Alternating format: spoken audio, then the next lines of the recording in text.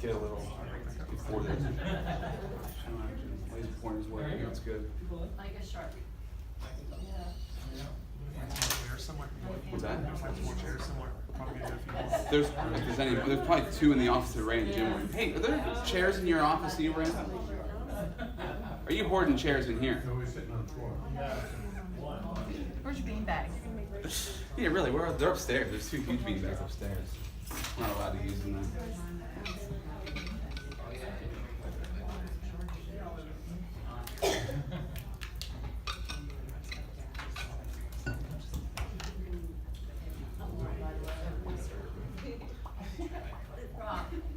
You gonna tell everybody to silence the phones because if they don't, you can give them the cameras?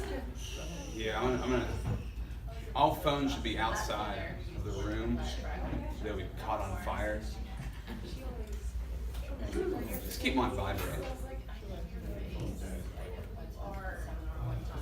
Remember laser pointers? Remember laser pointers were like a huge thing back then, like in 8th grade. Mine at my house. A red dot in your forehead. I think it's the eczema.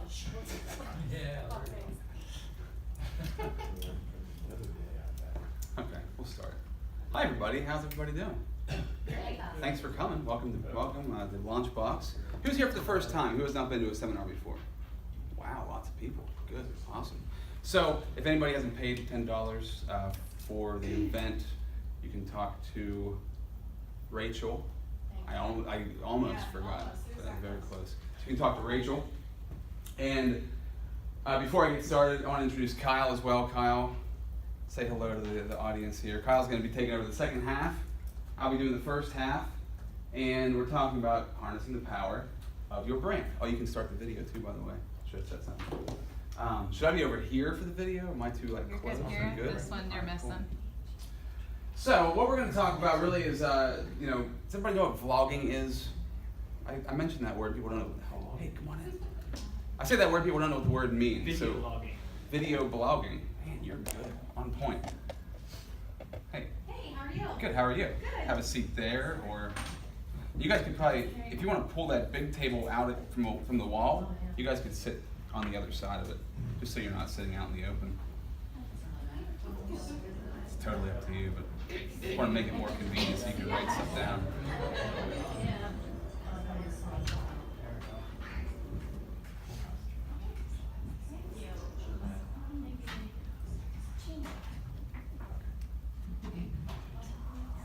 So yeah, I say the word vlog, and sometimes people don't know what that word means, but it's just videos telling the story of either your business or your life on the internet. I feel like that's the easiest way to explain it. So vlogging, personal branding, and really a lot of what I'm going to talk about is also focusing on video content and how to create good video content, how to get comfortable in front of a video camera or a phone, as we all use now. So how to decide what your content will be about. This is something that I've used. I saw this probably like back in September or October of last year, and it really helped me. Like I studied this. I'm going to show you this one. I'm also going to show you one for yourself. So there's one for business and one for yourself. We'll go with the business one first. And I guess let me ask this question also.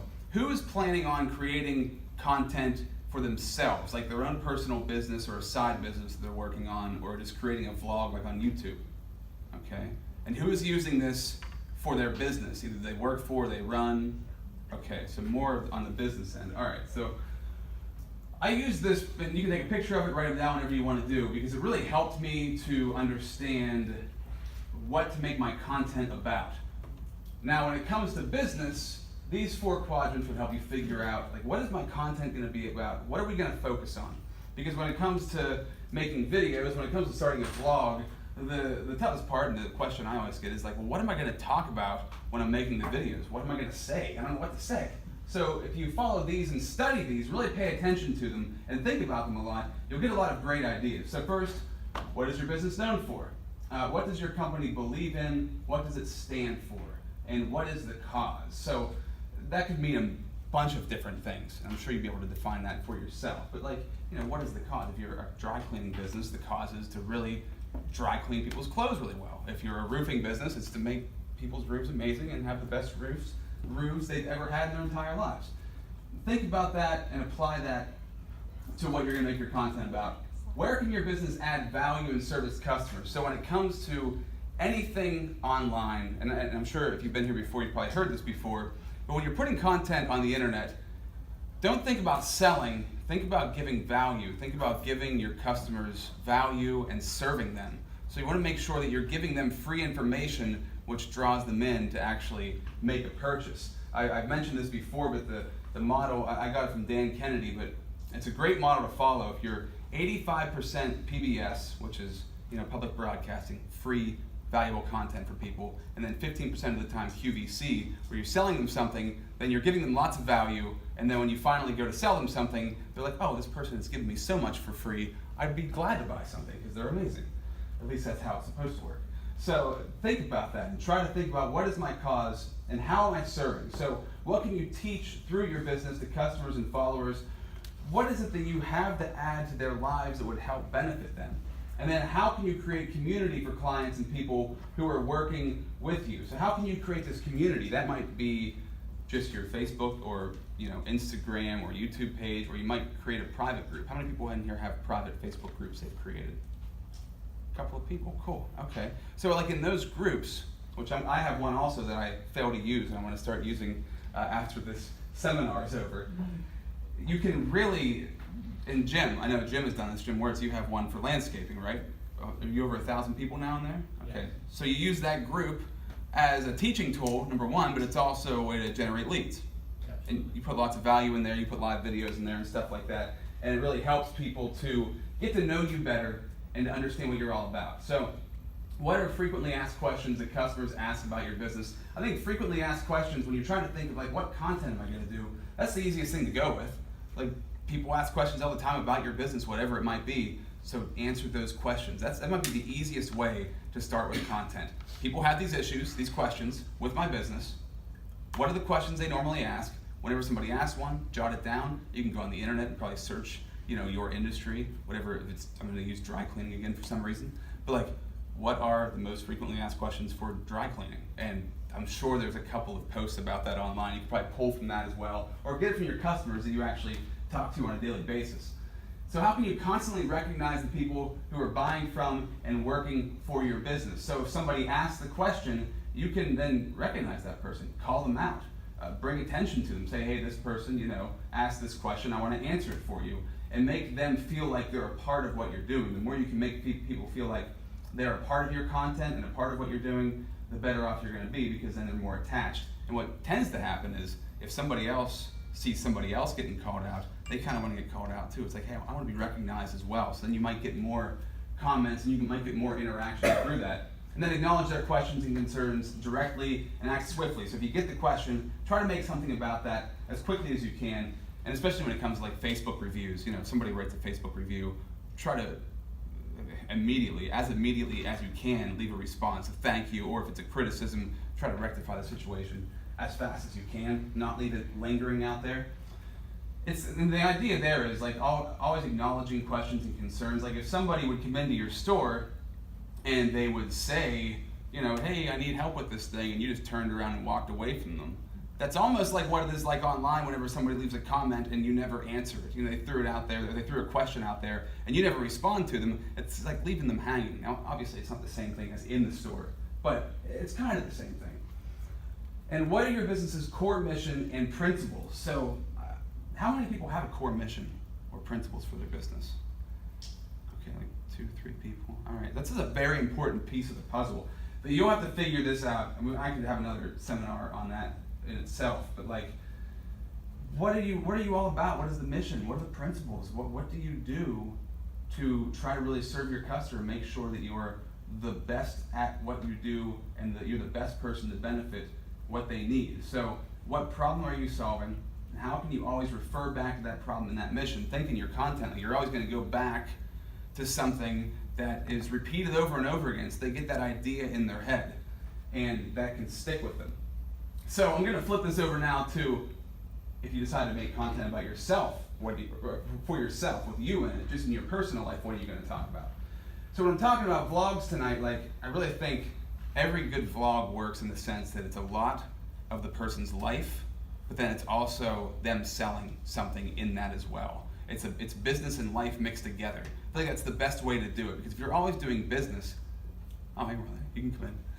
It's like always business and life. If you're always doing business, people they enjoy that, but there's not a huge connection there. When you start sharing some stuff about your life, then you start making more of a connection with people, and they can really relate to those sort of things. So the more that you can tie yourself into it, I feel like the more powerful it gets. Because anybody can talk about business. Anybody can talk about a certain subject in business. I'll go back to dry cleaning. Anybody who's in the dry cleaning industry could talk about dry cleaning. There's a bunch of different pieces of the puzzle. I'm sure everybody who has been in that profession for a while knows all of those pieces. But when it comes to your life, that's something that's unique to you, and everybody has similar life problems, and they can relate, especially when it comes to kids and pets and families and everything that's involved. How deep do you want to go on that? That's your decision. But the great questions to answer, and this is the one that I really went over with myself I still do go over it sometimes, to figure out exactly what my content should be about and what I should be focusing on. What have I done for the last 10 years? So I always think about, like, what's something you've done, work-related, hobby-related, you spent a lot of time on, you've thought about often, where is your expertise, and what industry is it in? So, it also ties into business in a way. But for me, obviously, for the last 10 years, it's been broadcasting. It's been radio for 20 years. So that would be one of the main things I would focus on. It's like what I've been doing and what I've been good at for a while. And then what do strangers compliment you on? Like, on a personal level, what do your friends, your associates, your family, your coworkers compliment you on? You might have to, like, ask them questions and say, hey, can you really be honest about this? Because people want to just give you fluffy answers that aren't exactly the truth. And also, you'll give yourself fluffy answers and kind of lie to yourself. You won't give yourself the real answer. So you got to think about that. Like, the best example I have is Nini, my wife, says that I'm like a couch. She's always kind of used that as a thing. And I used to be like, what do you mean I'm like a couch? That doesn't make any sense. But she just meant like I'm comfortable to talk to, I'm comfortable to get along with, I get along with people easily and create relationships pretty easily, and I enjoy conversation. So, in that sense, that's how I'm a couch. So, and you know, I think that, like, when it comes to the conversation part, that's why I have a podcast and a radio show, I guess, because I enjoy talking to people, and it just kind of comes off naturally. And the more I do it, the better I get at it. So what do you love talking about? Now, this is something like, on a Saturday night, you're with your friends or your family, people close to you, and they give you an option. Hey, you can talk about whatever you want for 2 hours. What subject would you pick? Like, what subject could you just like ramble on and on and on about and just endlessly talk about it? Think about that, because that means if that's something that you can really talk a lot about, you can make content on that forever and never really have an issue, because you love that subject so much that people are going to really, they can tell that you have passion for it, they can tell that you're invested in it. So what subject do you have a lot of information on? And if you had to give a speech and you could talk about anything that you wanted, what would your speech be about? Think about that part of it, because that will help you to figure out, oh, this is exactly what I should be talking about when I make content. And what did you want to do for the rest of your life when you were 14 years old? So what were you obsessed with? Anybody want to answer that question? When they were 14, what do they want to be for the rest of their life? I just knew I wanted my own business. You wanted to have your own business, okay. I just knew that. A Pittsburgh Steeler. You want to be a Pittsburgh Steeler? Okay.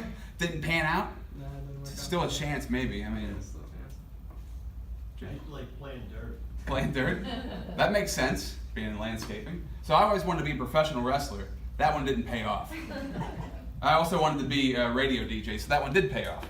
And looking at my life now, it's like, okay, I wanted to be a radio DJ back then, but that's because I was 15 and it was 1996, and the internet didn't really exist. I mean, it just started. So there wasn't podcasting, there wasn't vlogs, there wasn't YouTube. So I think if I would be at 14 years of age now, I wouldn't have picked radio. I probably would have picked podcasting or vlogging or something along those lines. And these are really important. So I want to, like, get a picture of these, write them down, and think about them. Like, really put time into thinking about them, because when you figure them out, then you'll realize, oh, this is something I could talk about forever and never run out of content. Here's me in 8th grade. Whenever I wanted to be a professional wrestler, right? So at I think I was 14, maybe 15 here. Those are Jenko jeans. Those are Jenko jeans. Got a button-up shirt on. I had like a 4-year-old bowl cut. I was in my grandma's driveway. It was Easter, and I just got rollerblades for Easter, as you can see. Underneath the Jenko jeans, it's kind of hard to see them. So the point of me showing this is that, like, I was very confused, obviously. I didn't quite know who I was or what I was trying to do. But I did know that I wanted to do broadcasting. I did know that I wanted to be in radio. I knew that was going to be a part of my life. I was already doing it. So when I was like 11, I did like pretend radio shows in my bedroom where I couldn't talk into a microphone, so I just talked to the wall and had 2 CD players playing music. Looking back on it now, there's like this guy, Zach Sang. So Zach Sang started an internet radio show in his bedroom when he was 12, I think, and he loved Disney. So he started calling up Disney kids and getting Disney kids on his radio show. And through that, Disney ended up hiring him. Now he works for Disney. He's syndicated on like 200 or some radio stations around the country. So I could have been him back in the day, but I didn't have internet access. So I'm just stuck being this Rob. Jenko Gene Rob, yeah, exactly. Jenkos are coming back, by the way, so I think I'm still free. At least they're supposed to be. I do. Maybe. Don't we all? So, okay. Right now, we're going to take a pause. I gave you these 2 slides, all right? These 2 are very important, and I think thinking about these and pondering on them for a little bit is very important. So I'm going to give you 5 minutes right now just to think and write out 5 business or life topics that could be vlog posts. I'm not going to call on people and ask. So you can write whatever you want. Just kind of, I'm going to give you a second to brainstorm and then think about as we go forward in this presentation what content you could create from these ideas that you create. All right, so how could you use these in different ways? And are these just random, or they should be about yourself?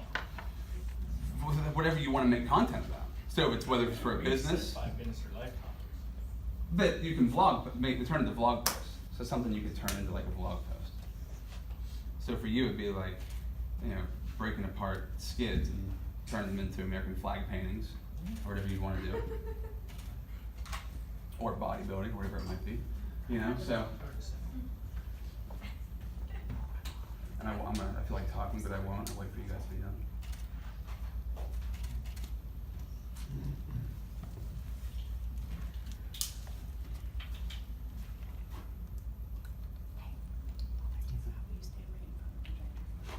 I will.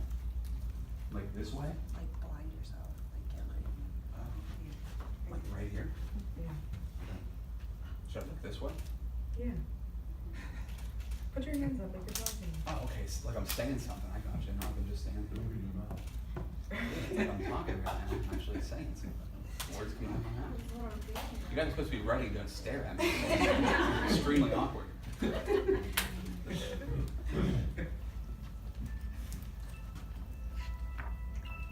Some Jeopardy music. I played it last time and somebody got mad. I can't concentrate. How does the Jeopardy guy do it? He just won 20 times in a row or whatever. Is that Jeopardy? What's that? It's just like a background music. That's what I said.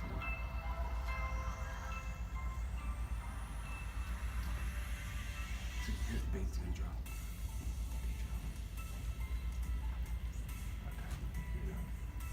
I think 7:45. That's an hour. An hour. I'm just kidding. It's a joke. 40.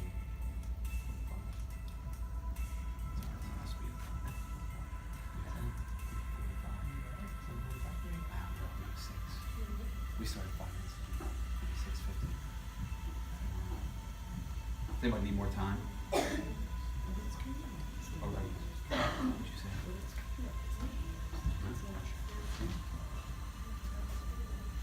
Raise your hand if you need more time. You guys good? All right, we'll keep rolling. So you wrote down those ideas. That's awesome. Now, just think about those ideas while we're going through the rest of this stuff. So you have like an outline of what you might talk about, and hopefully the rest of these slides help you to really figure out how to hone that and make it exactly what you want. So why a personal brand should matter to everyone in 2019. So remember that the vlog or a podcast, which I have a seminar on podcasting coming up too, is a vehicle for every aspect of your life. So it's not just business, it's not just life, but it is just life. So it's like every piece of the puzzle could be the vlog. And I'll give you examples coming up of people who are doing this in many different ways and how they're using the vlog on YouTube or they're using podcasting to really enhance their personal brand. Because the cool part is a personal brand will elevate any and every part of your life that needs elevated. So you think about content in a way that creating content on this YouTube page, or if you're doing a podcast, whatever that might be, think about the fact that no matter where you go in your industry, whatever you do in your life, whatever your business turns into, whatever you decide to do, you can use this as a vehicle to talk about your life and what you're doing. I listen to people all the time, either through podcasting or through vlogging, that are very high level, and they always say, man, I wish I would have started this when I started this business. I wish I would have started doing this whenever I wasn't successful yet, because then, whenever you become successful, you can show the whole story. So it's really cool to go back and watch a YouTube video and see somebody who has like 10 million followers on YouTube, and then scroll back to the beginning of when they started like 7 years ago and how bad their videos were, and you can watch this journey of somebody going through getting better, and you can see it, and then you feel super invested in their life. And plus, if they have all those videos, then you're going to spend hours on their page watching all their videos and all their content. It's the most powerful resume that you could possibly have. So, as long as, depending on what you're talking about on your vlog, but as long as it's clean, you know what I mean. And even if it's not, I guess for some businesses it could work out pretty well. But think about the fact, I was talking to this girl, I was doing a career fair, she was in 10th grade the other day, and she said she wanted to work for Disney when she graduated. I don't know if she meant graduating from high school or from college, but I said to her, I was like, so imagine if right now in 10th grade you started a vlog about Disney. You started talking about your favorite Disney movies, talking about Disney characters, all the stuff that you love about Disney. And in 2 years when you graduate high school, or in 4 years when you graduate, or in 6 years when you graduate from college, you have like 2 or 6 years of content, right? So you go to get a job at Disney, you're neck and neck with this other person, you have the same resumes, you have basically like the same person, but you have 6 years of content and they don't have anything about Disney. You're gonna get the job hands down, you know, as long as you're not a crazy person. So even then you still might get the job. But it's just like, it's this resume that is never ending, and people don't have to like ask for it. They can just go and find it, you know. It's very powerful. And also it's networking without the need for networking. So you think about going to all the networking events, meeting new people and trying to connect with people. Well, if you have some sort of personal brand, whatever it might be online, then you're already networking because people are watching your content. They can find you and learn about you wherever they go, or it doesn't matter. You don't have to be in front of them. They can find out about you whenever. They can say, hey, what are you all about? And you can say, well, here's the link to my YouTube page, and you have 100 videos, and they can figure out who you are, or they go to your website, or they go to your podcast, or whatever that might be. So personal branding is kind of a graduation from networking. Not saying you shouldn't still do networking, but personal branding is really, like I get so many leads just from putting out content. If you put out content a lot, and most of my content's not even about digital marketing. I mean, some of it is, but some of it's like leadership life kind of stuff, some of it's funny, goofy radio stuff that I talk about. So it's just having yourself out there and being, having people be aware of you. It's like the awareness of you in the public eye just brings people to you. And plus the fact that you're willing to go out and make content and put it out there and just be willing to do that, because a lot of people aren't willing to do that, it sets you apart from everybody else. And I think that's one of the biggest parts, is that making videos on a consistent basis separates you from everybody else in your field, in your industry. So how many people know a business locally that makes a video a day, that puts out a video a day and you watch a video a day from a business locally around here? What business is that? Katie Everhart, she has a couple smart cookies. Oh, okay. She's a cookier and does these amazing cookies, but she literally does multiple segments a day on Instagram. Cool. And She's local? yeah, she's out of Duncansville. Okay. And she sells at her creations all the time. Oh, Those okay. are her sugar cookies that, I mean, people go bananas over these, but she does like probably 15 segments a day, just a few minutes long, and puts them on Instagram every single day. It's super simple. Like, it's very easy to do. It's just getting in the habit of doing it and getting over yourself are the other two big things. It's very powerful. So if you can get in the habit of doing that, and then once you're doing it for a while, it becomes a habit, and then you like can't, whenever you don't do it, it feels weird, right? So you get in that flow of doing it, you can't really stop. And that's a very good thing, a good spot to be in. And then you must also talk in your community and create content online. So creating content online is great, but people are going to want to meet you eventually. They're going to want to see you. Like for her example, does she go out in the public? Does she meet people too? Yeah, she'll go to, like, every time she has a pop-up at her creations, she's there, Okay. personally selling her product, and like she does the festivals, like the Create One For, she was there for that, and Yeah. she has a full-time career also, but people know her for this side gig that she does, her cookie business, and that's what she's on Instagram constantly doing the videos about. There you go, Katie Everhart. Mhm. You're gonna look her up. All Okay. the smart cookies. So talking in the community is very important. I think getting good in front of, there's either two people, right? There's people who are good at public speaking, but are afraid to get in front of a camera or a microphone, and that freaks them out. Or the people who are okay in front of a camera or a microphone, and they hate public speaking. It's one or the other usually, or they hate both. That might be somebody else too. But for me, it was always, I was okay in front of the microphone, I was okay in front of the camera, but public speaking like freaked me out, which is why I started doing these seminars to get used to this sort of stuff. And it's helped everything. It's helped to boost my content online, and it just helps you to put your brain in order of, you know, what your industry's like, what your business is like, and how to manage it better. So I think everyone should hold events like we're holding here tonight. Whatever your industry is, you should try holding some sort of event. And through those first two slides we went through, you can figure out, what am I going to talk about at the event? Well, answer those questions in those slides, and you can probably figure out content that you can share. So we'll stop for a second here. Because what your mind is going to say to you is, this isn't you, you've never done this kind of stuff before. This is me, I never make videos, I never put this stuff out. How am I going to do this? It's scary, it's weird. How, like, everybody's like freaked out about video because we've never been able to make videos like we are able to right now. Think back 20 years ago, it was like either somebody was in Hollywood, you know, they were on TV, you had to live in LA, or you had to live in New York, and it was like TV movie stars were up on this pedestal, but now, that's not the case. We're all like on the same level, but it still feels that way in your brain, but it's not that way anymore. You can grab your phone, you can release content, and anybody in the world can see it. I'm not saying everybody will, it's gonna take time to build that audience. But I designed this, the other night I realized, I just came up with this saying, strategic recklessness, because it just made sense to me. It was like, okay, I strategize things, but then I just recklessly start doing them. Kind of like these seminars. I strategized a little bit, I could talk about this, I could host it here, and got an idea for what I could do. Then I just kind of did it and then figured it out along the way, which is usually the best way. If you guys saw, I put a video up yesterday about perfection and how it's like a trap. Like, perfection is not a real thing. It's like procrastination. Like, you'll procrastinate forever, or you'll just try to perfect something forever, you'll never actually release it. So if you can just get used to getting an idea, planning for something, and then just do it. Like for my videos, that's what I've been doing on Instagram for the past couple of months, is like I thought, I gotta start making video content. And I wanna make a video a day and just stick to it. So I just started doing it. That was the strategy. There wasn't much strategy involved. I thought of some topics that I could talk about, and then it's kind of reckless. So I just release content on a daily basis, and whether it does well or not, I don't care. I'm just trying to get used to doing it. And then through that, it'll get better and better and better. Assuming that it'll get better. Hopefully, you know, as time goes on, it just keeps getting, as you get a team, and as you can spend more time doing videos, and you can spend more time as the face of the company, the content will get better through that. Does anybody follow Gary Vee? I mean, that's what back in the day, he didn't, I guess he probably did following around, filming him back then. But many years ago, it was very low-key, low-budget kind of stuff. Now he has a full team filming his stuff. They transcribe his videos, you know, so he has captions on the screen. They cut them up for him. So it's really cool how to watch like his journey through that. So the process of getting comfortable making videos. Is anybody in here super comfortable making videos already? You go with it? Okay, cool. A couple of people.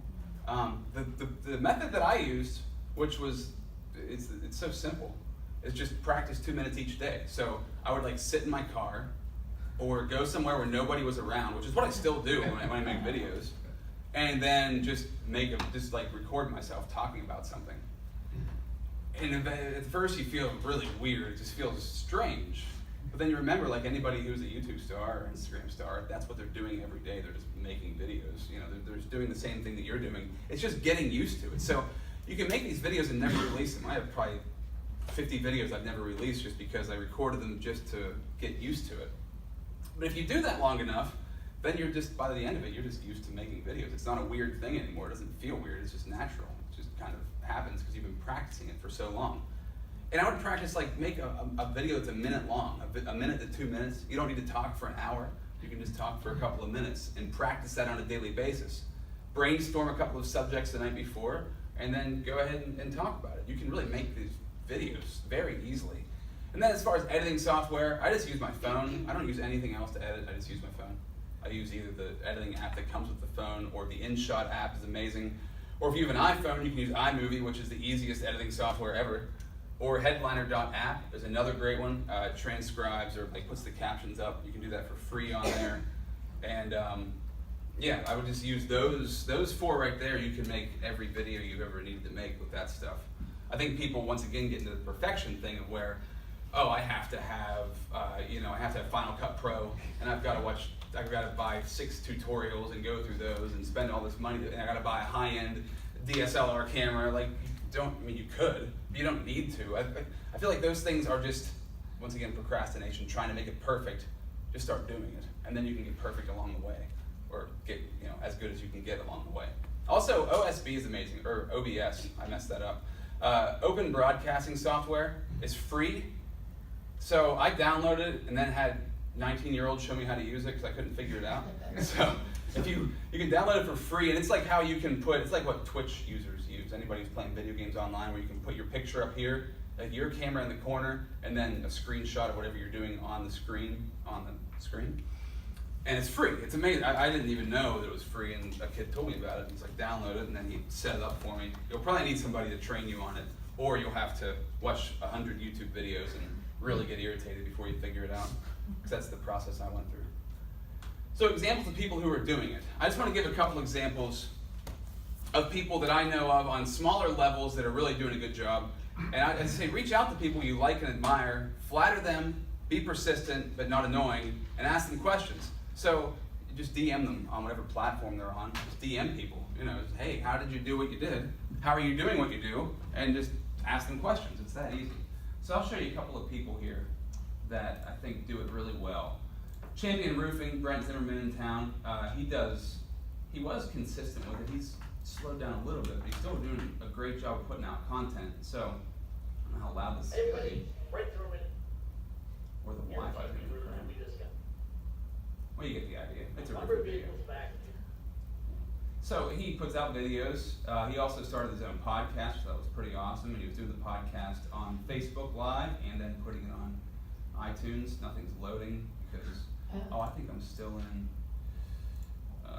Catalyst space. I am. Where's Launchbox? It's on, bro. Help me, everybody. Yell something.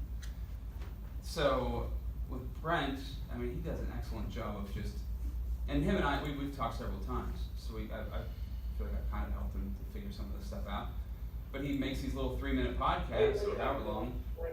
Here, Champion Roofing, and I'm going to do a real quick video And to explain. it's just him talking about roofing. So the point is, you can tell they're not perfect. It doesn't look amazing, but he's just doing it. He's doing it and getting it out there to the public, which is the biggest part.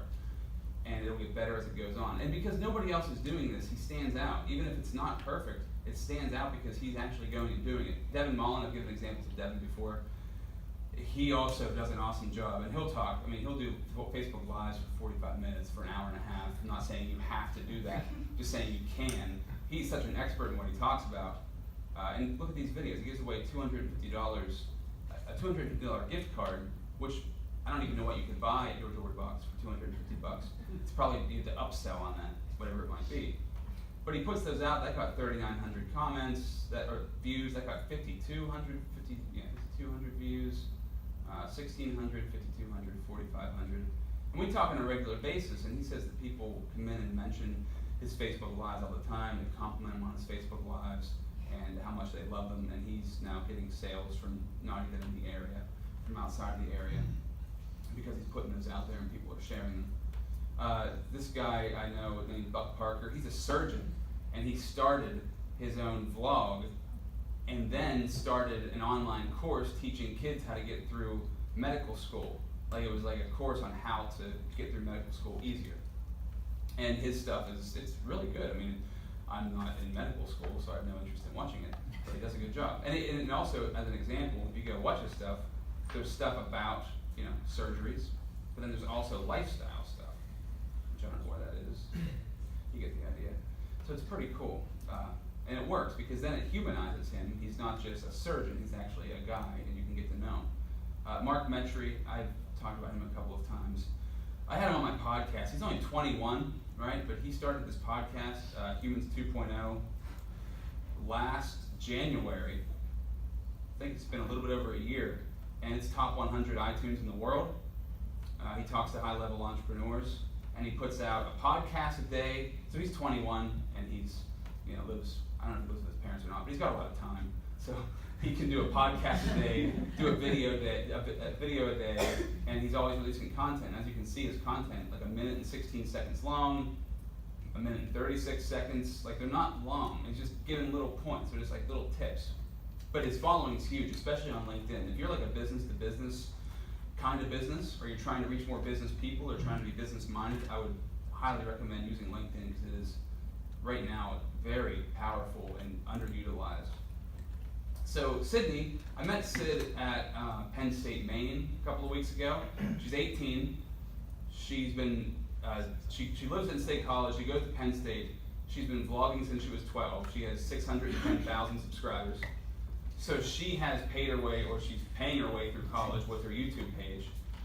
And she's like super down to earth. Whenever I talked to her about it, she said, you know, I asked like, how did you figure out like how to get your personality onto the videos? And she said when she first started, when she was 12, she only did like makeup tutorials and you know, fashion stuff, because that's what everybody else, all the other girls were doing that she saw. And then over time, she got used to being in front of the camera and she started being more herself. So now she's like just really goofy and sarcastic and funny. So it went from like instructional makeup stuff to actually just her life. And I'm gonna have her on my podcast here in a couple of weeks. She's really cool. And like, if you wanted to pick her brain, I mean, I messaged her like 10 times. And eventually she got back to me. Whose cell phone's on? That's it. It is on, I don't know why it's doing it. I'm just kidding. Yeah, so I mean, how amazing is that? Like, she's from State College. There's nothing, this is an example of how you might see somebody like this on YouTube, and you're gonna think, oh God, how could I ever do that? This person's awesome. They probably have a team, or blah, blah, blah, whatever. She edits all of her own videos, and she just grew this thing incrementally over time. So the first 2 years, she said, nothing happened. No followers whatsoever. And then over time, people started catching on. And you know, kids in high school got on her case about it. She got like picked on because of it, but she just kept doing it because she liked doing it. And obviously it's paying off, because with 610,000 subscribers, she's probably making over 6 figures off this YouTube account right now, or more. She could be making over $1 million really, but I don't think she's making that much. But she's still going to college too, so she's still gonna go through with college, and that blows my mind. I'll just quit everything altogether. So me, I'm an example also. I've been trying to put out daily videos on my Instagram and on my Facebook. So there's an algorithm on Facebook. If you put out a video a day for 30 days, Facebook starts to change its algorithm to show your videos to more people. Because seeing that you're using the platform the way they want you to use it, you're not just, I don't know, sharing stuff. There's a ratio of 70% video, 20% photo, and then 10% share. Right, so if you really want to follow a ratio, like if you're sharing a lot, you should probably only share like once or twice a month at the most, you know. Most of it should be your content, most of it should be video content. So my content's really just, is this guy really making his butt clap? You know, there's a guy in this video who's making his butt clap. And I thought that was funny, or Max, I got videos of Max in here. And I'm using OBS for this, so it's just OBS software, it's free. It's actually this button right here is OBS, this thing. You can just look it up online. So I make these for my radio show. Somebody asked a question? I was just mumbling Max videos are the best. Oh, yeah. I know, I gotta make more, but they take too long to edit. I should just make them and release them. So yeah, I put content out on a daily basis. Is it taking off? No, this got 1 like today, whatever. This one got 11 likes, and that's not that great. But if you give something away with your video, like this one I attached a giveaway for Studio 321, it got, you know, 179 comments, reached 6,000 people, and then of course Freebie Fridays reach a lot of people as well. So the example I'm giving is just there's lots of different ways to make content. You just got to start doing it, and what you'll realize over time is that you'll start to figure out what you should talk about. It's like, what am I going to talk about? And you think you have an idea, and it'll just keep changing the more you do it. You'll realize, oh wow, this would be my main source of content, or this is my main source of content. You know, you'll just kind of through that pattern figure out what works and also what you enjoy speaking about. This is my friend Matt.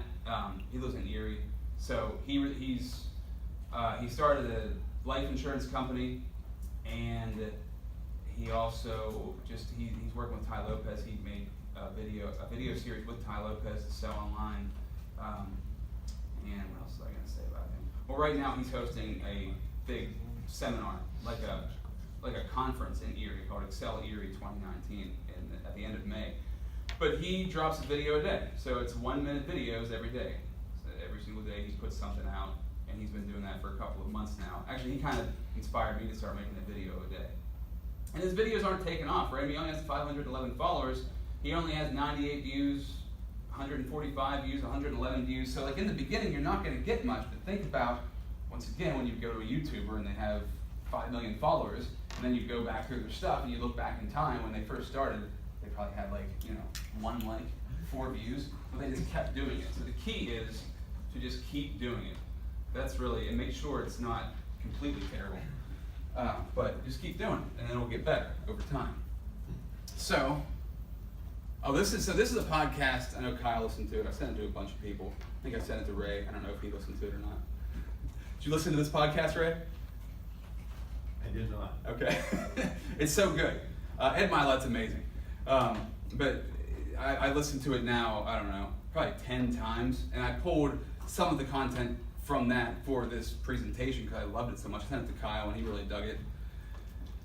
So how to create a massive movement. Like I would go and find this right now. Ed Milet's amazing. He's really, really good at what he does, and he's giving everything away for free. He gives so much value away for free. And I go back to like saying, when you make content, you must give out value, and you must serve people, and that's really what he's all about.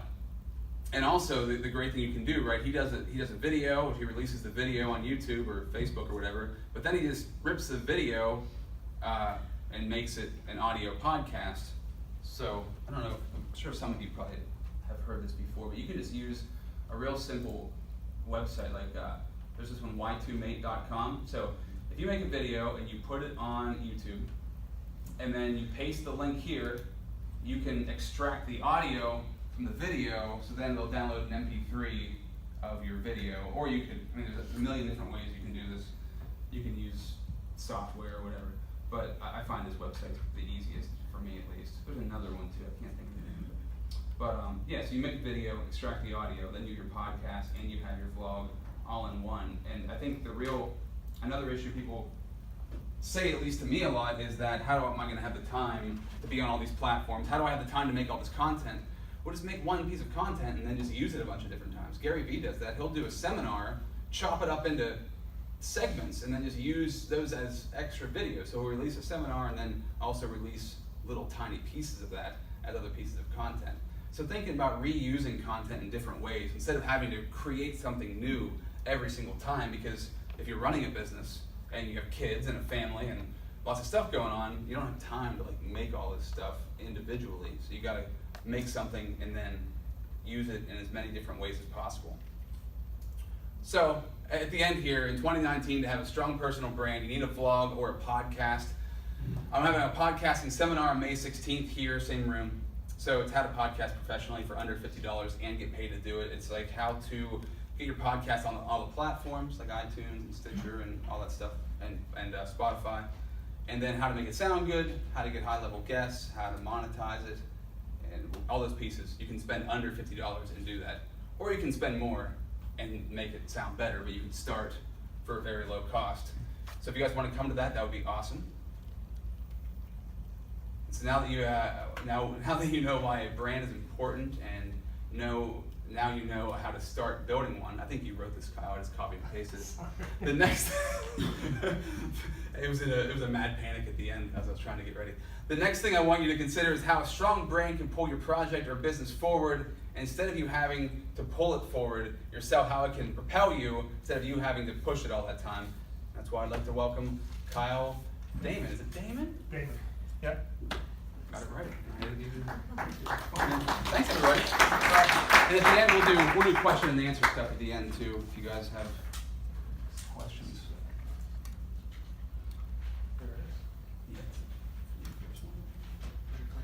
Oh. Oh, yeah, down.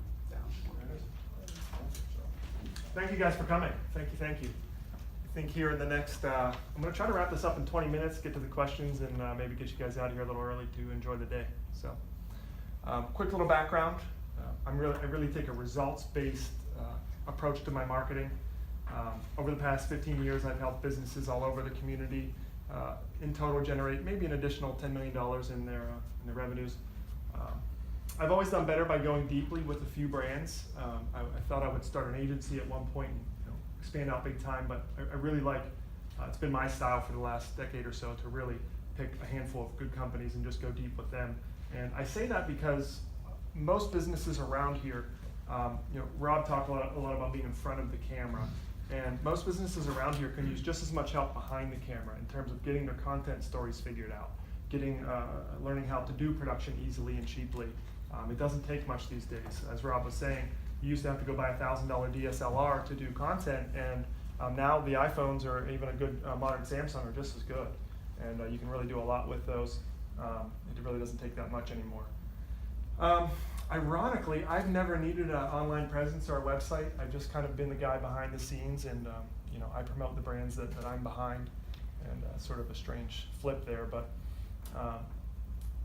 most importantly, and this is where I'm going to be going towards the end of this talk, I'm working on a Facebook ad program for a local client, and we're doing 1,380% ROI on an ad set we're doing with them. And if you've been thinking about Facebook ads, if you've been thinking about what does it look like to get some compelling content in front of your customers in a big way, that's something you want to think about. We don't know how long it's going to last, but digital marketers, we're all kind of looking at each other like, wow, how long is this going to go? Because before you had to get a commercial on television, you had to buy an ad in a magazine for several $1,000s, and what's it doing for us? We don't know, but with Google ads, Facebook ads, and other pay-per-click, you can really track what's going on, how long they're staying, who they are.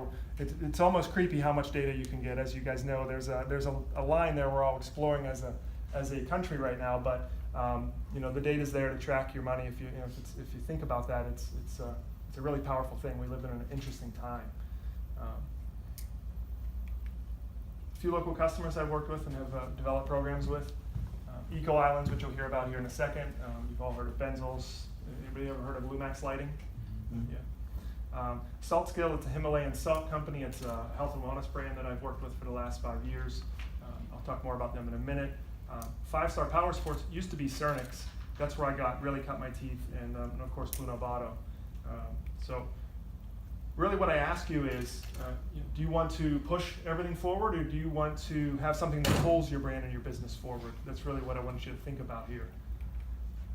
Because a good business and brand strategy will pull your business forward. But most people don't really know what a brand is and how to make a brand work for your business. A properly aligned brand can help you sell more easily. It can help you make more money right off the bat. I can show you YouTube bloggers with, let's just say, millions of views, and they're not monetizing it correctly because they don't know how to leverage the power of a brand. Or we can show you YouTube vloggers and things like that with much less followings, but they're set up right, and they can do much better right out of the gate because they understand how that business of traffic works. And of course, you can attract better talent. A better and more polished brand, as Rob mentioned, getting really clear in your mission statement and your why, that really matters. Especially with millennials, I'll talk more about that here shortly, but it really matters for some reason, especially, I'm an older millennial, but more and more people want to work for companies that have a mission they can care about and get behind and I'll work towards. And if you're an investor, if you're getting to the place where you're thinking of selling your business, you always want to set your business up to sell it. Maybe you never will, maybe you will. But if you ever read the E-Myth book by Michael Gerber, that's a good one to read in terms of you can build a YouTube channel and get it up to a few million followers and viewers and build a good audience, and you can actually sell that off too for quite a bit of money. Every follower is $1. If you think about that with your Instagram account or your YouTube subscribers, every follower is $1. Think about it, it's money in the bank. All right, so here's the brands I've helped build from scratch. Some of them I jumped in midway through, but Cernix, which is now 5 Star Power Sports, I built an e-commerce brand for them back in around 2006, and we took it from 0 to about $60,000 a month. We were selling racing components and accessories all over the world. I don't really know how it happened. I knew it worked, but I knew I also got lucky. So it was the first time I tried it. It worked well. I was passionate about that industry, so I knew the market. That's a big thing. You've got to know your customers. Just become obsessed with your customers, and you'll always know what to do next. But I knew I got lucky. I wasn't sure if I could repeat it again, but I knew I learned a lot, so I decided to leave that project and branch out on my own. And then I met somebody named Colin Lennox from Eco Islands LLC, and he has a water cleaning technology that he lives right here by the Altoona campus. And he started that back in, I think, around 2010. And he's got a patent on a passive water cleaning technology that can clean water without any electricity and no filters. And I've sat in meetings with him. He has people flying into this town from Australia and all around the world. Is his water cleaning for, like, what exactly? Industrial Oh, pollutants. industrial. Yeah. Did you ever see the streams that run red, orange around here? Did you ever see Yes. that? It cleans things up like that. They're having a huge problem with water right now in Florida. Okay, well maybe we need to go send him down there. Yeah, we're writing a book about it actually. Oh, wow. Amazon. Okay. I'd like to hear about it. So you know, that brand has a potential $1 billion valuation because it can, again, it's a passive cleaning water system. I have people on record from Princeton University, the Smithsonian, all saying that it's a game-changing program, and that's right here in this town. I mean, he could be making thousands of these systems right out of this town somewhere. So the opportunities here in Altoona, I know, you know, Rob and I laugh, you know, we kind of grew up when downtown, you didn't want to come down here, but now I'm here, I'm back. I was in Pittsburgh for 5 years, and this place is hopping. You guys really, you know, this place is really cool now. There's a lot of opportunity right underneath us, and it's just important to remember. Himalayan Salt Company. We developed the brand pretty much from scratch. I designed all of the packaging. We got in front of some retailers, and before long, we had a popular product, but we did the branding right, we did the outreach right, and we were in 1,400 retailers all over the United States, and that's where I was the last few years working in Pittsburgh. Really though, we think about, okay, we need to be on YouTube, we need to be on, if you're a retailer, thinking we need to be on Amazon, you know, there are something to be said for those trends, but when you understand storytelling, when you understand what motivates people to connect to a brand, you can apply that to an email, to an investor. With Eco Islands, you know, we helped him get his brand set up, we got his website set up, I got his mission right, and he applied for a grant. He got $140,000, you know, pretty much right off the bat. So, you know, the way you set up your project and your business idea, you can even jump onto another charity that somebody else is doing. You don't have to start something yourself. It's just something you're passionate about. I'm passionate about military, wounded warriors, things like that. I love doing that kind of thing. And you know, you got to find something that resonates with you, and then you can hook on with that. And that'll really help you in the social space too. All right, let's keep moving. So what's working now in 2019? That's really what matters here. What's really going to make a difference for you in your project? Winning brands are built around strong storytelling, as I've said. That's really something you want to think about. Winning brands have a strong internal reason, or what we call their why, and this starts with the individual. It always starts at the top. It's really hard to go into a company where the guys, the gals at the top aren't really passionate or they're focused on something else. If that core isn't there, there's not going to be any magic coming out down the stream. You really got to start at the top and understand what your why is and get clear on that.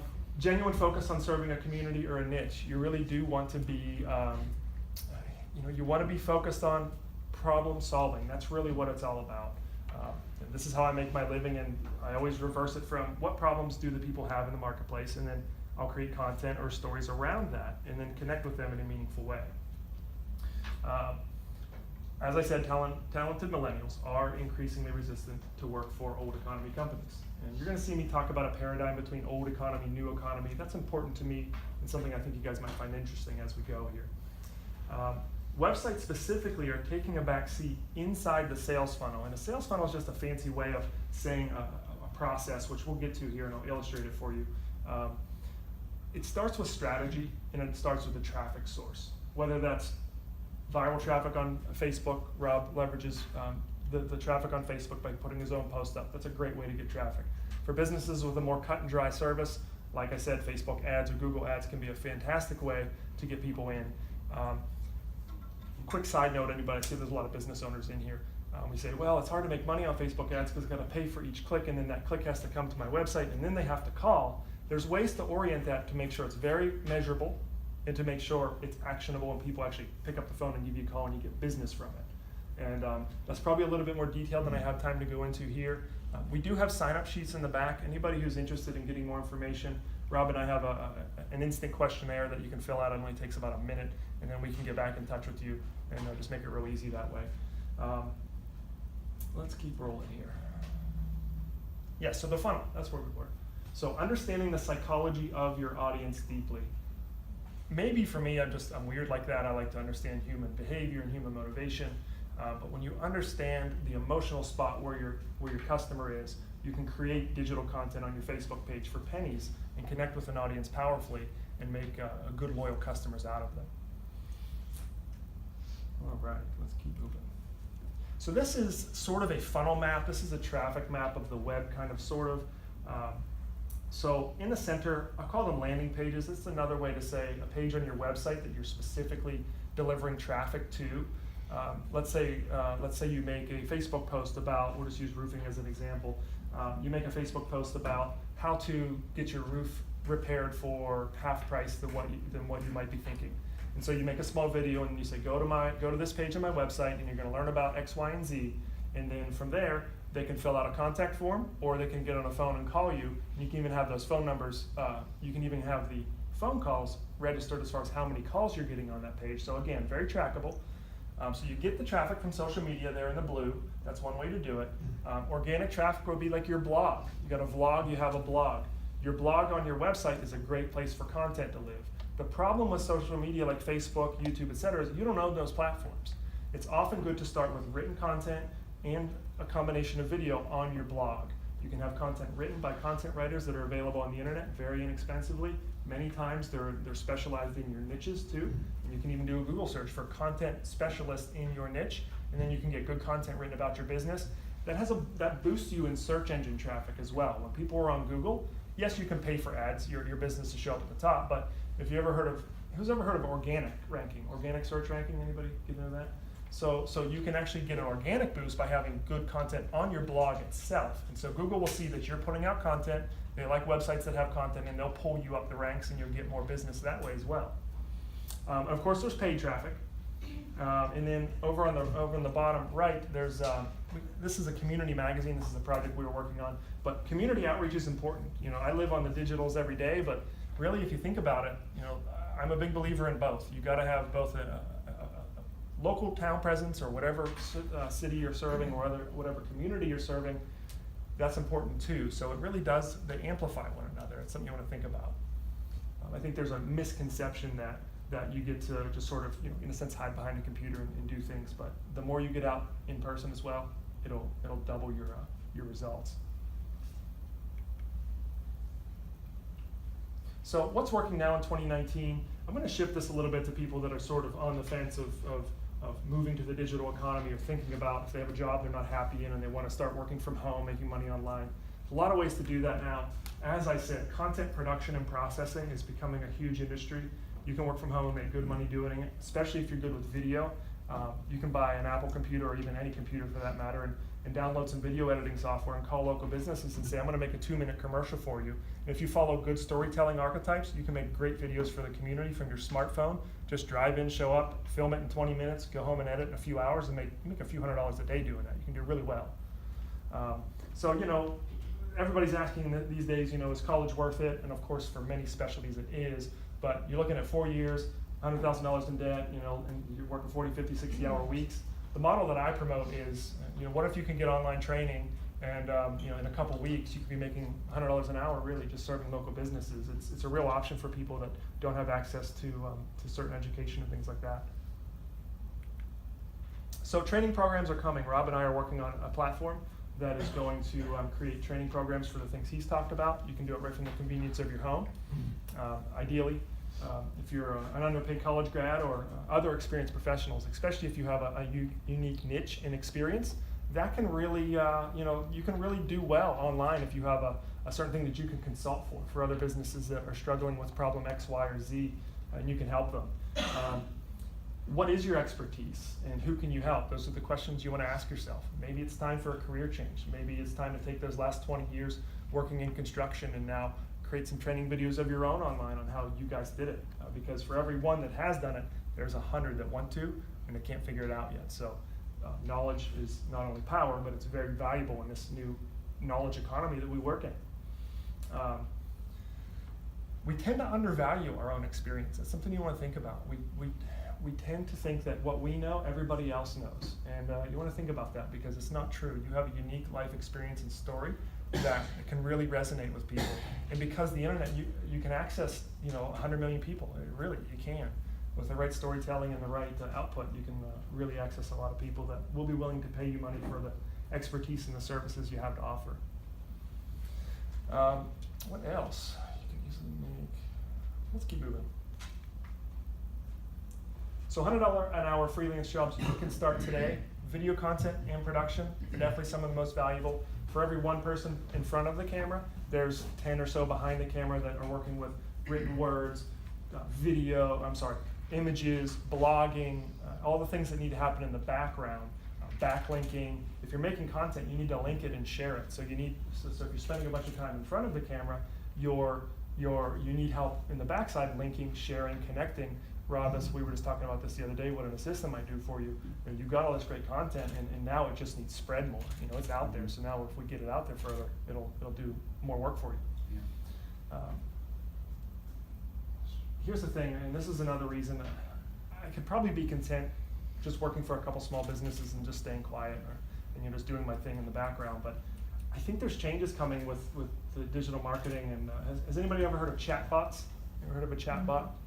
So that's a sort of an automated process built on a real simple version of artificial intelligence that in some ways it blurs the lines between whether you're talking to a person or whether you're talking to a robot that is programmed to help you get to your question faster. So the idea is customer service is expensive. So people want to automate their chatbot experience so you can get what you need as a customer without having to have as much employee time paid for that. So chatbots are coming and they're going to change the customer service world quickly. I'm afraid that businesses that don't adopt good digital marketing techniques and also technology in any other way that it lowers the cost in your business, the young bucks coming up through are going to see this stuff and they're going to start a business in your niche, and their cost of ownership and getting customers is going to be so much lower that it's going to be harder for companies that don't adapt to compete. So you want to think about that. Simple web commercials, audio and written content, you can do really well helping businesses with that. I feel we have a duty to help the community evolve with the times and help everybody keep up. Company interviews, just get a camera out and ask questions. You can interview the owner, the founder, the proprietor. You can interview an employee. What are they doing today? What are they making? I think the cookie thing is a great example of that. Just tell the story. Most businesses are doing something pretty incredible because anybody who's run a business for any period of time, it doesn't just happen automatically. It takes everyday consistent and persistent effort, and that's worth telling a story about, because again, for every one person that has a profitable business, there's 100 people that want to have one, and they want to learn how you're doing it and what you're doing. There come to some proprietary issues there where there's things you won't want to share, and that's fine. You don't have to share everything, but you'll find that there's things that really resonate. Corporate podcasts. Rob and I were mentioning this a little bit too. The companies need to tell their stories just as much as we get up here and tell our stories. Storytelling is it's who we are. We're from the earliest times. We were wired for remembering stories from around the campfires, around the tribes. It's really what we're wired for. So when you get into storytelling, you understand what it is. It's like a superpower. And anybody, I recommend you research storytelling and what that can do for you. Inside team training. There are businesses, larger businesses all around this community and others that need to standardize and modularize. No, that's not a word. What's the word I'm looking for? Marginalize? Well, no. Modulate. Well, create modules of training. How about that? Create modules of training. I think modularize is right. Modularize. Okay. I'll make up some new words today. Modulate training for new employees coming in. If you guys can help make videos for training for employees and bringing them in, that saves the proprietor from having to do it over and over and over again, especially with high turnover positions that just happen with any certain businesses. Upwork.com. Has anybody heard of Upwork.com? So that's a great resource. I can literally, I run my whole business not on Upwork alone, but that's where I get a lot of my talent. You can put ads out and it costs you nothing, and you'll get dozens of good applicants back. And they come from all over the world, but you can also filter for just USA as well. Check out Upwork.com. You can have your content team from there. It's trackable, it's manageable. They have positive and negative feedback. You can see their work history. It's really a great way to hire contractors and freelancers to help you with this whole process. Most importantly, don't delay any longer. Anybody who's thinking about a new project or starting a new project, I call it getting that 180-day plan on paper, and include profit first. I know, sometimes with vlogging and sometimes with storytelling, we just want to tell a story. I'm not really worried about a business, et cetera, but think about it from the beginning. Maybe you don't start selling anything from day one, but you should be heading there. You should be thinking about what you can do with this. Look for other people with business models similar, You can also look in parallel industries and see what they're doing in another industry that you can bring to yours that's unique. I mean, I'm talking anything from, if you're a psychic medium, you can make YouTube channels. If you're doing crafts, you can do a YouTube channel. I mean, it's endless of what people can do and make a living with their passion when they get good with the content online. Hypothetical customer, you want to think about that. That goes to the customer psychology. Think about that in a way that maybe is more than what you might be thinking, because the more time you spend there, the more you're going to resonate with your audience. Line up your next 5 conversations and start reaching out. Hey, I'm doing this project, I'd like to interview you. Let's talk about the journey that we've had and the work we've done together. Interviews are great. You just put 2 people together in a room with a little outline, 3 or 4 bullet points, set the microphone up, and off you go. That can be a great way to do content that's easy and it doesn't feel like you're in front of a camera stumbling and stuttering. Just a conversation can really bring out good ideas and topics more powerfully if you're not used to being in front of a camera. Set out time every day to move forward. That really matters, because even just an hour a day, it'll compound over time. So if there's a project you've been waiting on, wondering on, something you've been thinking you should start, if you don't start it now, it won't get done. An hour a day, a couple hours in the weekend, it can really make a difference and get you there faster. Invest in your education and stick with it. I can't talk enough about this.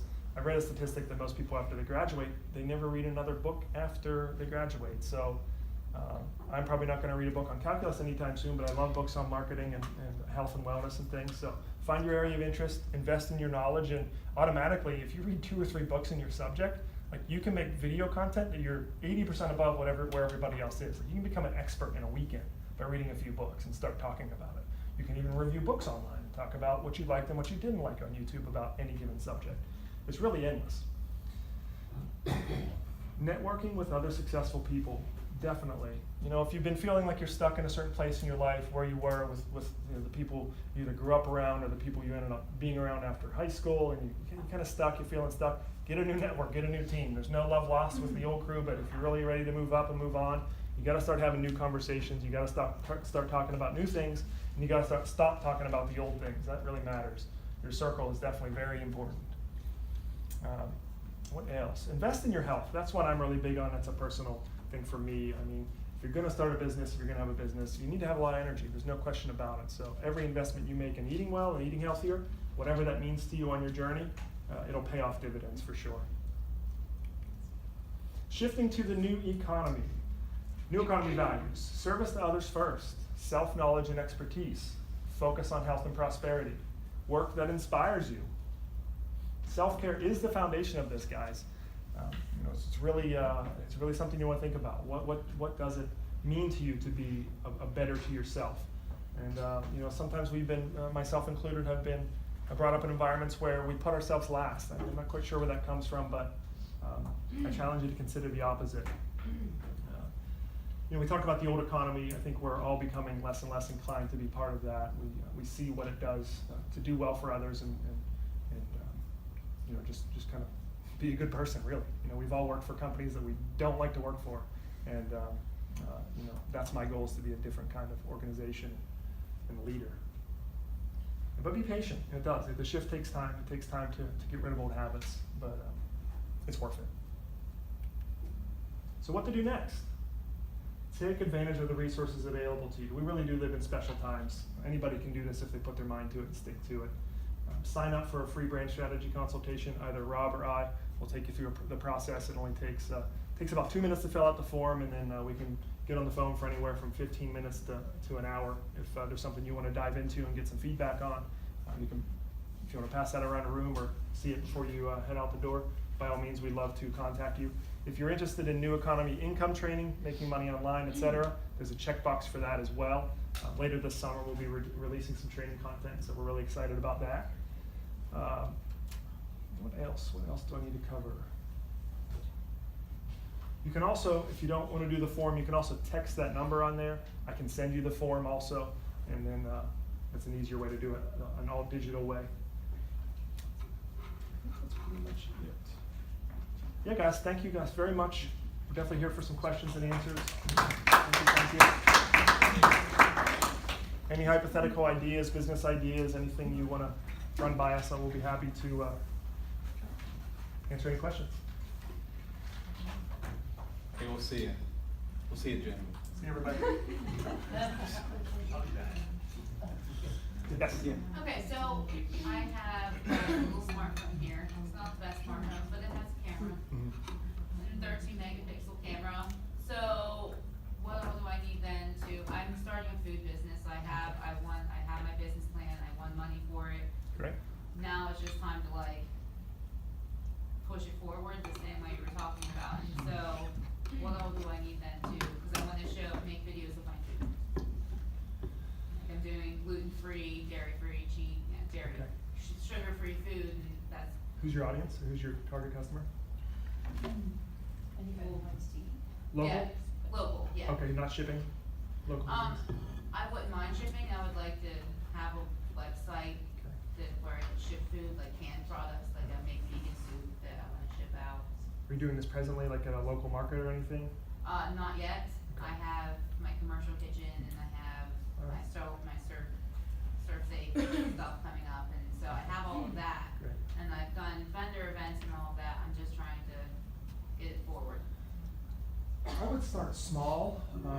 I would start with, establish the proof of concept locally, find what the local palate likes. As you probably find, what you like isn't always what the broad consumer likes. Rob, what do you anything specific? I always just think of like reverse engineering. So like find somebody who's doing it really, really well, and then see how their process went. Find a bunch of people who are doing it really well, and then start messaging them, reaching out to them, asking them questions, and like you'll be able to get somebody on the phone who could like help you with that process. Yeah. I think it's easier to figure out how somebody else did it than to like figure out step by step yourself. And as you go through that process, like talking about online like teaching series, I guarantee somebody has made something Oh, that, yeah, that for could sure. teach you those Yeah. steps. So I feel like that's the easiest way, because then you're cutting off years of failing. You're still gonna fail at certain things, but like Yeah. you're cutting off years of experiments to My thought would be with narrow it down. your simple camera there, in your kitchen or a sub-room around your kitchen, set up a corner that has a decorative sort of table, a big wooden cutting block with some some background lighting. You can see this on YouTube of how to set up a stage for your baking, and then you can just anytime you bring something new through, you can showcase it or feature it. Yeah. Put that right to Facebook. Well, I take pictures of my food and I post that on my page, but I'm still not, Food photography is challenging. Videography of food and Yeah, make it look good. it's tough. You got to really make sure your background and your settings right, your mood, your lighting is just right. I have a pudding cutting board that I set my white plate on, and I plate my food real nice, and then I Okay. take the picture. Are you putting on Facebook now? Yeah, You are? Okay. And do you have a website you're linking each of these posts to, or? no, not yet. Okay. You don't necessarily need a website, That's but why I was like, do I need a website? a Facebook page with you can put your products on your Facebook page and link to that too. Okay. Kyle, what would you say about a website? Because I think like in the beginning, if you don't have much content, you're going to drive somebody to a website without much there. But over time, once you get more content, it'd be a great place to have. It's a great place to have everything all in one spot. I would buy a domain first, no matter what you do, buy a domain, and you can point that to your Facebook business page. Okay. Because your domain aging matters in your search ranking. Mm. The older your domain, the better off it is. Google sees it as more of an authority. So get a domain if you don't have one for whatever project. Point it to your Facebook page for a little while, and then when you can afford a website, you can have one built or build one yourself on things like Wix really easily too. The website world's changed a lot in the past 5-10 years. I look at the website like it's landing pages. For one of the main things is landing pages. The other thing is just everything about you is there, right? So you can like put everything that is you on all your different platforms and drive it right to that one spot. So if somebody goes there, they can get a full overall sense of like, are you putting yourself in the videos, or is it just the food, or what is it? I haven't made any videos yet, just pictures of the food. I have a couple pictures of myself at like the events I've done, but nothing. My wife loves those time-lapse videos. Time-lapse cooking with like the good music, and that's always like some like Yeah. poppy song in the background, like an instrumental. She watches those all the time. Yeah, that's kind of what I kind of want to do, or like tutorials, like how do I make a pecan pie without any eggs? And I'm like, well, let me show you how. Right. Yeah. Yeah. If you can find like a niche like that, like something unique. I'm trying to think of somebody like that they're just doing. Like, well, Sarah Vogel, for example, she made a couple of these videos, but she was doing like painting, but she was doing painting with things that aren't paint. So she was like painting with blood or something. Coffee. Yeah, coffee, that makes sense. Yeah, so I would do something like that where, down the road it might be something that pops in your head and you could figure that out. But I would find people who are doing it well, and then, do you know people who already that you follow, that you like? That Yeah, I mean, there's lots of people who have their vlogs, like My Heart Beats, this lady has all kinds of recipes and videos and stuff that I, like to watch, but I haven't done it myself yet because of all the crap you just talked about. Yeah, like write a bunch of questions down. Like as you're watching the videos, you probably have a million questions. Oh, how'd you do that? How'd this happen? So like have the questions ready, so you're not just going to bombard her and like have nothing to say. Yeah. You're gonna be like scrambling. Have like specific things you want to ask, and you can ask that to everybody. Like get a good like 5 or 10 questions, and ask that to everybody that you reach out to. Because like you probably might depending on how many followers they have and how busy they are, you might message them 10 times and they won't say anything. But they've seen it, right? There's this kid, Casey Adams, I think he's like 20. He started doing this when he was 19. He had a podcast about like how he did what he did, and he would just message people like crazy. Not like a maniac, but just a bunch of like over like every week or like twice a week or whatever. Ty Lopez was one, or Gary Vee was another one, and he would just do this consistently, and eventually like they see all of that. They see the name pop up over and over again. They might just not answer because they don't have time or whatever the reason, but eventually, like, this person messaged me 50 times.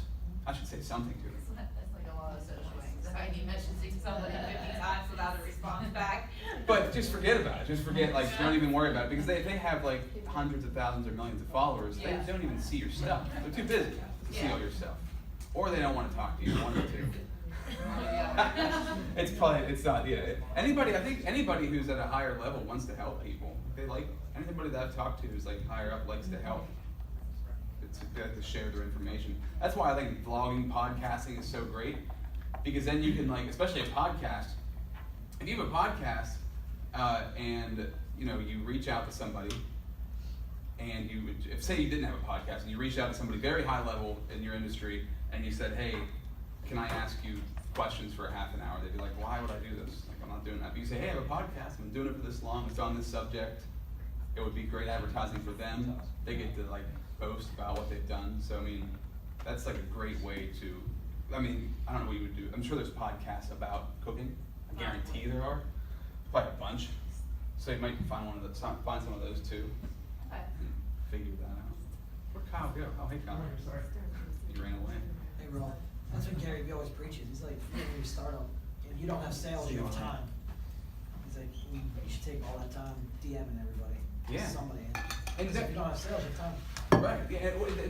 It doesn't take. You might think like, oh, this is gonna take forever. Well, just have like a template. You just copy and paste it. Like it could be specific to somebody, or it could just be, or you could just have a template that fits in the middle of something. So it's like, hey, person I really like, and then give them some compliments that would be like personal to them, and then drop in the template, and then do that. Do it once a day, just like the video thing. Make a video spend 2 minutes a day doing that. Spend 10 minutes a day DMing people. It might not be a lot over a week, but over a year, that would be probably thousands of DMs you've sent to different people. I should take my own advice because I don't do that, but it's a good idea. It can be easy to get distracted with all the things there are to do in a business, but like you were saying, if you don't have the sales rolling in, you're one step away from trouble. So keep the main thing, and the better you are at that, better everything else goes. You were saying about the storytelling. Is there good books you know of for storytelling? That's a good question. I'm not sure. Ray might have. Let me He think always about has it a good few book. minutes. Yeah, Ray, if you have anything. I know people have talked about it. I can't think what they are. Even on YouTube, if you look up like the archetypes of storytelling or the basics of storytelling, immediately all good stories entail a person, a place, and a thing, and if you just layer that into your stories, it catches people's attention. And we live in an age where attention is hard to come by from everybody. So when you know storytelling, you have a leg up on everybody. So yeah, the storytelling's basic. Like it really is just. I'm forgetting it basic. I'm forgetting it as I'm trying to say it. But it's just there's like 3 steps. There's like the beginning, the plot, the struggle, and then the conclusion. Like it's not like very complicated. that's the main gist. Yeah. Russell Brunson wrote that book, The Expert Secret. Oh, He yeah. talks about the whole storytelling thing. Oh, there you go. Expert Right. Secrets, yeah, that's, I'll second that one, that's a good book. It's a social psychology book, actually. It's called The Science of Influence, but it teaches you how to change the perceptions of the people that you're trying to appeal to. Science of influence. By the way, guys, if you hear something that's like, oh, that's a good idea, you should write it down immediately because you'll forget. I always used to be like, oh, I'll remember that, and then 5 minutes later it's gone. Or less. Or, yeah, or less. Right. Yeah, it's just, so like, your Amazon, I mean, I use my Amazon like wish list. If I, oh, influence, I almost bought that book once and I didn't. I should buy it. How many of you guys read books? Oh, wow, lots of people. Yeah. I read and write. Wait, how Anybody many else people have are any more questions? Who's listening to Audible and not actually reading books? Okay. Yes. No, I was answering. Oh, okay. I saw another hand go up in the back. No, I was answering. Oh, okay. Yes. Do you think there comes to a point where you post too much content and it starts to annoy your followers and your base and you start to lose your... You're think putting so. out like 5 videos a day or something. It's about focus too. If you're truly making content that's made to help others solve their problems, that's going to come through. I mean, if it's really based on the problems your niche is having, and you're focused on that in your subjects and in your topics, because you want to write subject lines too that say how to overcome, how to achieve, how to stop this. How-tos are great, things like that. As long as it's value based, generally no. You definitely see people like, here's my cat, here's my book, here's my dog. You're like, not so much. I don't really go that angle. But building, it depends on your vlog too. I don't know if you have anything to say about that with your. I mean, I think if you're just starting, just actually making stuff is the perfect step. Just the process. Just getting something out there. But then once you start to make it, then you gotta start to target it down and figure it out. If it's life though, like, I think it's weird. I mean, I guess it depends on the person. Like I see all the road and fields videos. I'm sure you guys have seen people locally selling road and fields. Or I call it rodent fields. But I always mess the name up. But they all pretty much make the same video. I feel like a lot of it's in their car, and it's kind of the same thing. But the strategy I feel is really good because it's them as a person. They're usually talking about their family in some way, shape, or form. Then they tie in the road and fields in there, and they talk about case studies with people they know that they've worked with, and it's all usually local. So I feel like that kind of stuff, because I look at those videos as like most of the women who are doing them are just starting out. You can tell they're just starting out, but there's some sort of appeal to that. Like, oh, this person is not really good at this. They're just kind of doing it because Figuring this it thing out. works. Yeah. Yeah, so it's more like if this thing works, that's more important. I like how you just say, just do it, because we have that friend, doing his bake shop, and, Andy. he's not really I've good brought at him, all. yeah. He gets up to 5,000 views. That's great. And he gives stuff About away Apple too. donuts. Really. Like give free stuff away, that also Yeah, he helps. does, Yeah. and it's like $20 items. Yeah. Literally 5,000 to 7,000 views on weekends. Yeah. Well, that Urban Air, you guys know the Urban Air Adventure Park is opening. So they're not even open yet. They open next Saturday, and they already have 11,000 followers. Wow. And it's like, how did you guys? I was in there today because we're doing Freebie Friday tomorrow, and I was like, how did you guys do this? Already knowing the answer. They just give away free stuff. Like they went to the Clay Cup and did a giveaway. They went to Chronics. They went to Kelly Creation. I'm doing one tomorrow. And he said the one day they gave away, all they gave away was like four packs of basic package tickets, which he says cost them nothing. They got 4,000 followers in like 3 days just from giving away that stuff because people really were going crazy over it. And our area doesn't have that. Yeah. But I asked him, like, is that typical for urban airs across the country? And he said no. Like the owner was contacting them saying, wow, it's amazing what you guys have done. How did you guys do this? And it's like, well, we just gave away free stuff on Facebook. It's not complicated. They have a cool product too that people are really interested in, but it's not a complicated That's process. a good format. There's every business has something that's fairly low cost to them, but it can be wrapped in a way that's perceived as high value to your giveaway audience. Yeah. And just like that, and that's money in the bank, really. Well, like Devin Mullen, your jewelry box, $250 gift card. That's like nothing for him, and he doesn't sell anything even that cheap, I don't think. So you gotta pay some money, and people go crazy over it. So I mean, it's so Makes sense. simple. Rob, you brought up another good point. Thank you. How they all do that cross promotion with other businesses. That works unbelievable. So you get testimonials from other businesses. Well, not even just testimonials. But cross-promote. Going to another business to promote your business to try to make together. Andy's really good at that. Yeah. He does a lot with other businesses and he pulls in their crowd and put on their page. Yeah, so you got to think, like, especially locally, if you post something, or if you post something on your page, then just your people are going to see it. But if you go to somebody else's business and say, hey, would you mind giving this away, or we'll trade or whatever, and then you do a short video and you do that from their business, and you post it on your page and they share it on their page, everybody sees it on your page, everybody sees it on their page, so they're getting new followers from you, you're getting new followers from them, everybody wins, and then you're just, it's like free exposure. It's very simple. It's like, it's very common sense. A lot of this stuff is very common sense, I think. It's just doing it and doing it over and over and over again. And then finding people who did it well and then copying it. Not like verbatim, but Make it your own. yeah, make it your own thing. Anybody else have any questions? Yeah, Brenda. Yeah. Brenda, right? Yeah, I just have a suggestion. I think it would be really neat if, like, cause I don't think I've missed anything that you've done so far here at Launchbox. And I always think that, the content that you deliver is excellent. It's very, informative. But, you know, I think as I look around and see a lot of people, I know a few here, but I think it would be really neat for those who want to go around the room and like introduce yourself and who are you and what do you do in the community, because I don't know who I'm sitting here with and possibly utilize it with like some networking. Oh, well, yeah, sure. If anybody would like to do that.